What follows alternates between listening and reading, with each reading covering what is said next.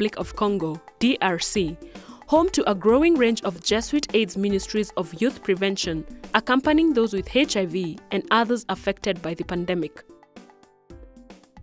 Palon's SIDA, a project of the Jesuits in Kisangani, was an effort strategy to involve church groups in the fight against discrimination. The project also encouraged the communities the need to be aware of AIDS and to care for those infected and affected. Prevention efforts are focused largely on two high-risk categories being teenagers and people living and working in mines, from where most new HIV cases recorded locally came from. Je suis coordonnateur des Parlons SIDA à Kisangani. I am the coordinator of the project called Palon SIDA, meaning Let's Talk About HIV and AIDS. I am also the parish priest at Nkobo Parish. Palon SIDA is a social organization funded by the Jesuit priests in Congo and supported by AJAN. In Kisangani, Palon SIDA is having a number of activities not only within the parish but also in other districts. We go deep into the villages to sensitize the people and to help them avoid risky sexual behavior. I am part of this forum as a parish priest, and my work is to sensitize the people that the body of Christ is sick, and my responsibility is to bring healing to that body, which is the church. AJAN over the years has published a lot of books about AIDS in Africa and the Christian response as an effective way of disseminating information to various people involved in this ministry.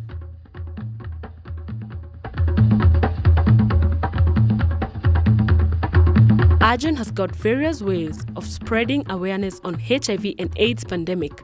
One of them is by printing t-shirts with the message boldly displayed.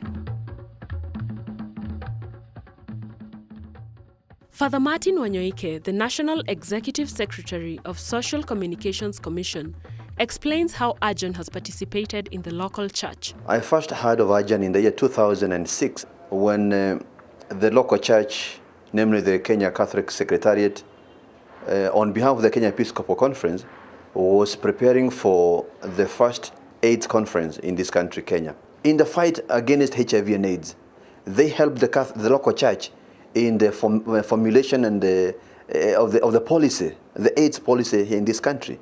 It was not there before, but thanks to AJAN, now we have an AIDS policy here in this country. I also happen to know that the AJAN people, Father Michael and other people, have gone around different dioceses, helping the local church to understand what is contained in the policy that they helped in formulating, and also even teaching more about HIV and AIDS.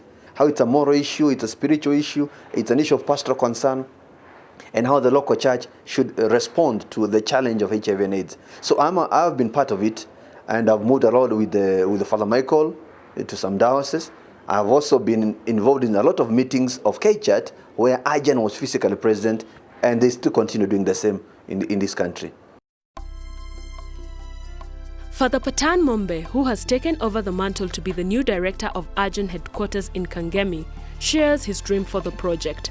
To make an evaluation of what has been done in the past 7 years, and to assess any interventions and see the strength, the weaknesses, and see how we can improve it, how we can continue to build on the tremendous work. I'm considering developing information at various levels of our life, from the novitiate to the apostolic life, not to form people who are going full-time working in AIDS fields, but who are kind of informed and can give the first help they may need to give wherever they'll be sent for their mission.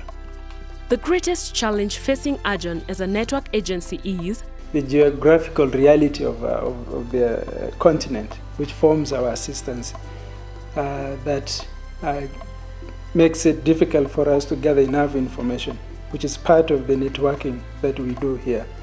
In other words, to get, let's say, information from West Africa, Central Africa, or South Africa, because it is only then that we get to know what's happening there, and that then we also help our own Jesuits in different countries to get to know what's happening in other parts of the continent. Father Michael, the outgoing director of Arjun, shares his dreams.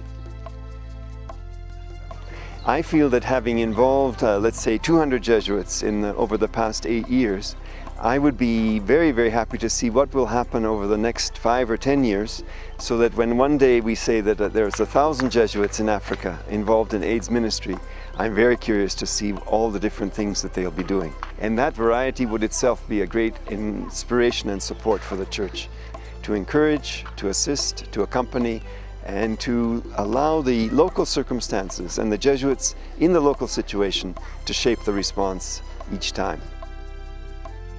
Father Masawe, who is the moderator of the Jesuit Superiors of Africa and Madagascar, JESAM, shares his visions of Arjun. To tell you the fact, I think Arjun is here to stay for a long time because the infections are still there, which we are trying to reduce as many of the infections as possible. So in reality, what we would like to see is that people have life into the full, and they live with full dignity.